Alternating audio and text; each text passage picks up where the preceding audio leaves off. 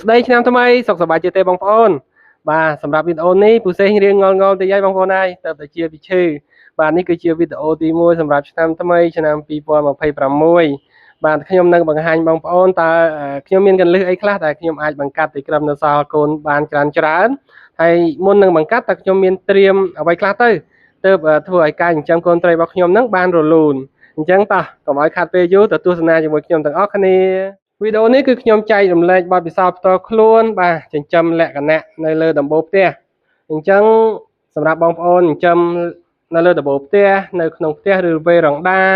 កន្លែងចង្អៀតដែលប្រើធុងជ័រតូចធំគឺត្រូវហើយបងប្អូនបាទតើតើនឹងកន្លែងចិញ្ចឹមនេះគឺវារួមផ្សំឲ្យកូនត្រីរបស់យើងនៅសល់ច្រើនផងដែរបាទហើយនេះគឺធុងដែលខ្ញុំកំពុងបង្កាត់ឥឡូវនេះបាទកំពុងថែកូនហើយបាទគឺដាក់នៅចំកណ្ដាលរោងតែម្ដងបាទឲ្យត្រជាក់កុំឲ្យត្រូវក្តៅហើយធុងទាំងអស់នេះគឺធុងសម្រាប់ដាក់កូនត្រីបងប្អូន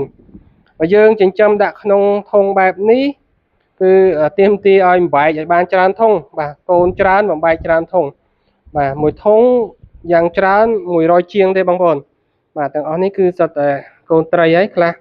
មួយសម្បុក2ធុងមួយសម្បុក3ធុងនេះកូនត្រីទូចបាទអញ្ចឹងវារួមផ្សំគ្នាច្រើនបងប្អូនហើយចំណុចទី1នេះគឺនិយាយអំពីទីកន្លែងចិញ្ចឹមទីកន្លែងបង្កាត់ក្រោយពីបងប្អូនបានរៀបចំកន្លែងចិញ្ចឹមកន្លែងបង្កាត់រួចរាល់ជំហានបន្ទាប់គឺតកតនឹងការថែទាំមេបា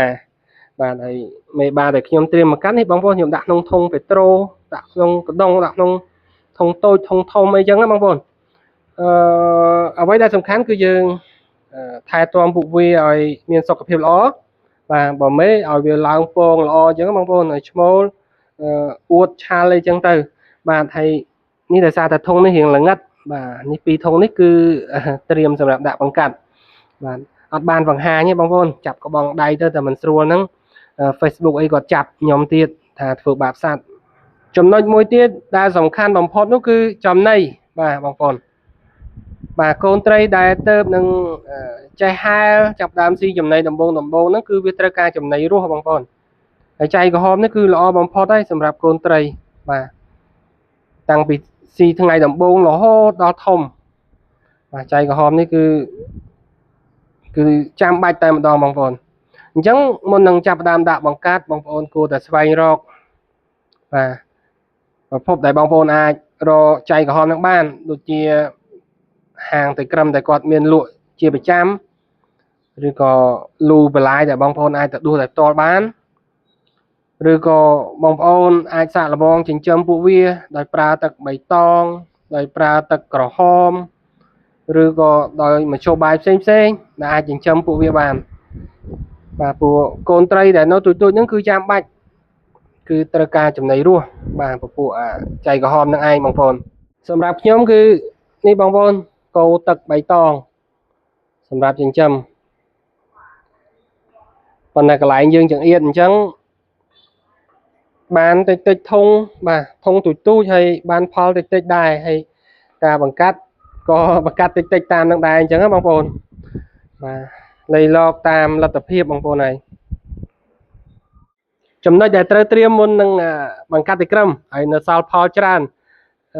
សង្ខេបខ្លីៗជូនបងប្អូនសង្ឃឹមថាបងប្អូននឹងអាចទទួលបានកលឹះបាទហើយបើសិនជាបងប្អូនមានអ្វីដែលឆ្ងល់បន្ថែមទៀតអាចចូលរួមខមមិននៅខាងក្រោមហើយបើសិនជាពេញចិត្តកុំភ្លេចជួយចុច share ម្នាក់មួយផងបាទអញ្ចឹងខ្ញុំសង្ខេបម្ដងទៀតឡើងវិញបាទសម្រាប់ខ្ញុំយល់ឃើញថាដើម្បីបង្កាត់បានផលសល់កូនច្រើនយើងមាន3ចំណុចសំខាន់ទី1គឺទីតាំងចិញ្ចឹមកន្លែងបង្កាត់ហើយការថែទាំមេបាឲ្យបានត្រឹមត្រូវហើយទី3នេះគឺកត្តាចំណីនេះគឺសំខាន់ជាងគេតែម្ដងបងប្អូនបាទហើយតើតើនឹងវិធីរបៀបក្នុងការបង្កាត់ពូសេងបានធ្វើវីដេអូរលំអិត 4-5 វីដេអូដែរនៅលើ YouTube របស់ពូសេងបាទតើតើការបង្ហាញទូៗអំពីការថែទាំមេបាបាទក៏មានរំលេចនៅក្នុងនោះដែរហើយជាពិសេសនោះតើតើនឹងការធ្វើទឹកបៃតងដើម្បីចិញ្ចឹមចៃក្រហមនេះខ្ញុំក៏បានធ្វើជាវីដេអូត្រួសដែរបងប្អូនអត់បានធ្វើលម្អិតទេបាទនៅក្នុងឆ្នាំថ្មីនេះនឹងព្យាយាមធ្វើសារថ្មីម្ដងទៀតជូនបងប្អូនបាទ version សម្រាប់ឆ្នាំថ្មី ទាំងការបង្កាត់ទាំងការថែទាំត្រីក្រិមទាំងការចិញ្ចឹមចំណីបាទអរគុណបងប្អូនទាំងអស់គ្នាដែលចូលទស្សនាវីដេអូរបស់ខ្ញុំជួបគ្នាជាមួយខ្ញុំពូសេងនៅវីដេអូអំពីត្រីក្រិមនាពេលបន្តទៀតជូនពរសុខសប្បាយទាំងអស់គ្នា